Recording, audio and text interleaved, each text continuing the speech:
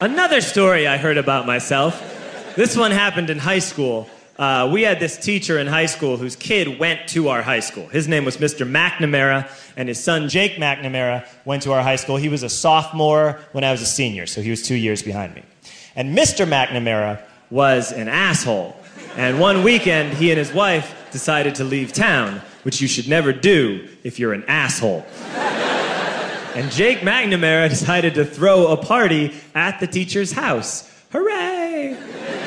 And everyone around town heard about it, and we all got up individually and thought, okay, let's go over there and destroy the place. I walked into this party, everyone I had ever met was there, and everyone was drinking like it was the end of the world.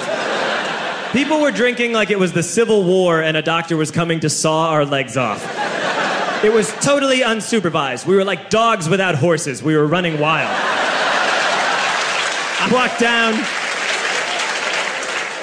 walked down to the basement. They had a pool table in the basement. One dude took a running start and threw his body onto the pool table and broke it in half. Another kid found out which room was Mr. McNamara's and went upstairs and took a shit on his computer. So the party was going great. I'm standing in the basement, and I'm holding a red cup. You've seen movies. And I'm standing there, and I'm holding a red cup, and I'm starting to black out. And I guess someone said, like, something, something, police.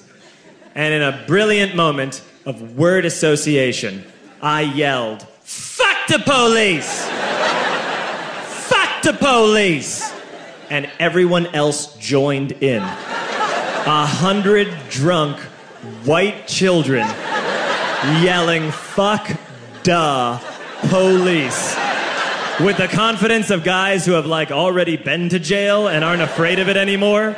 You know, that, like, I serve my nickel, you come and take me confidence. But white children.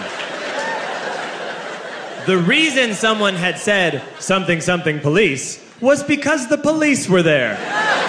So a Chicago police officer walked down the stairs and got to the bottom in the basement and looked out over a sea of drunk toddlers yelling, fuck the police, in his face. And he was almost impressed. He was like, wow. And then he leaned into his walkie-talkie and went, get the paddy wagon. And my friend John, who is now a father, this man now has a baby, he grabbed a 40, smashed it on the ground, and yelled, scatter!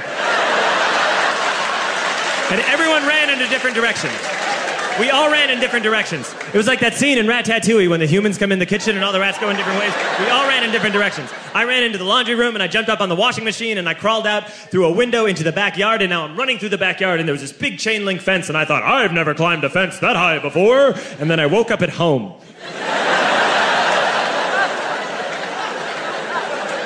On Monday, I went to school because that's what we did back then. And I'm walking into the school building, and who do I see but Jake McNamara? And he says to me, hey, were you at my party on Saturday? And I said, no. You know, like a liar.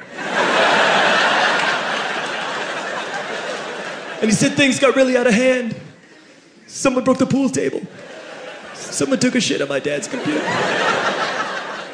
But the worst thing, he says, the worst thing is that someone stole these old antique photos of my grandmother, and my parents are freaking out about it.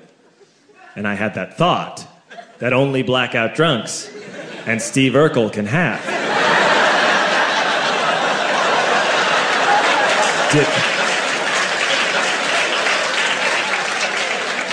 Did I do that?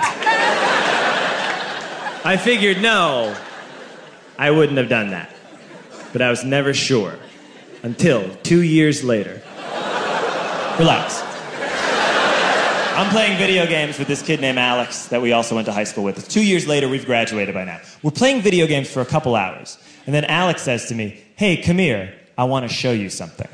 And he takes me into his bedroom. And then he takes me into a side room off of his bedroom. Never a good thing to have. And he shows me a tiny room that is covered wall to wall in stolen antique photos from different people's parties over the years.